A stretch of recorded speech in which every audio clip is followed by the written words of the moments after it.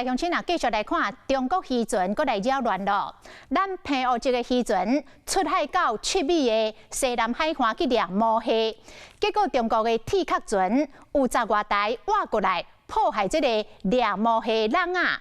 讲这已经是这个礼拜的第2届咯。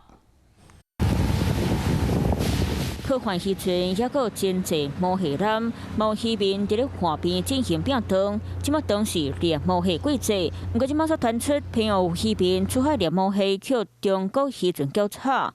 8月7日尾暗暝6点多，澎湖石渔船执行2号伫咧7米 K 南平方向27海里，蟹人啊落海水内底，蟹到一半熊熊窜10多只中国铁壳船集中海集中线，叫了渔船啊猎毛蟹，若破坏甚至佮拖走因猎毛蟹人哈。执行叫是叫海巡来斗相共，海巡随派应空监和地中监来现场介护，嘛广播警赶走。这是去7月31咱台湾渔船去中国弄到下海去了后，短时间内接连续2天去中国渔船交叉事件。拖呀，伊伫位架起来啊，架起来啊，浪子险嘛，喊都无拖，你车袂长啊，袂长伊就这底拖。 其实啊，遐浪子全部拢歹无怪渔民真烦恼，中国渔船交叉事件日透团7月30日才蹦过一摆。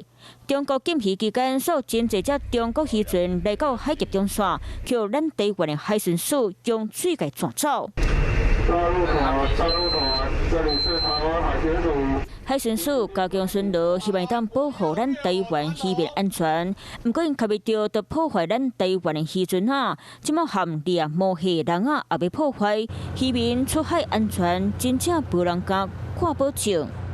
Hello， 我是林仙怡。想要抢先掌握最及时的新闻资讯吗？赶快订阅、按赞、开启小铃铛，锁定华视新闻 YouTube 频道。